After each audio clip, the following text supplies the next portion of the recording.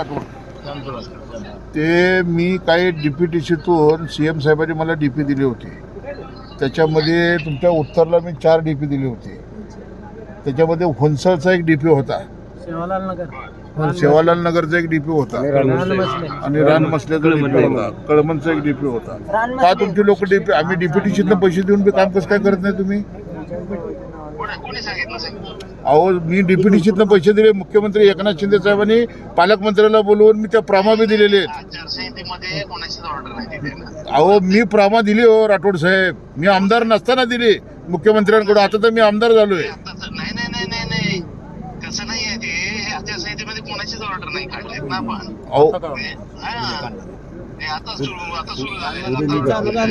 अहो याच्या अगोदरच्या ही जी कालची DPTC झाली का, त्याच्या अगोदरच्या DPTC मधून 4 DP दिलेत उत्तरला मी. माझ्याकडे प्रमा ऐका राठोड, तुम्ही एक ऐका. तुम्ही उद्या किती वाजता येत आहे माझ्याकडे? बरं मी आमदार झाल्यावर तुमचं काम आहे ना भेटायला यायचं. हा ऐका, मोहोळचे आणि उत्तरचे बरेचसे इश्यू आहेत. ऐका, त्याच्यावर मला तुमच्या आणि पेनोरचे तुम्ही फडदिशी माझ्याबरोबर बसा. हा नाही तर मला सरकारवर बसायची पाळी आणू नका.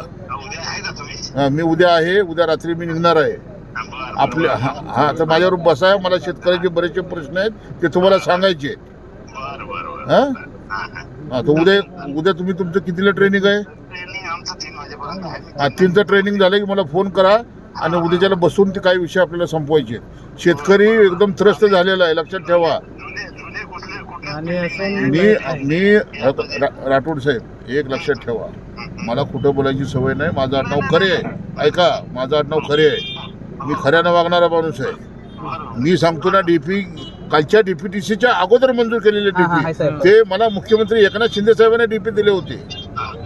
आणि ते DPचं ऐका, ते DPच्या प्रमा तुमच्या हातात देतो उद्या मी, तारीख वाईज. तुमची लोक काम करत नाहीत.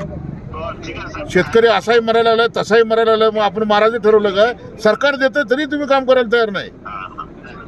तुम्ही उद्या ट्रेनिंग झालं ना, तुम्ही ट्रेनिंग झालं की मला फोन करा. हा ते विषय मला उद्या संपवायचे शेतकऱ्यांचे.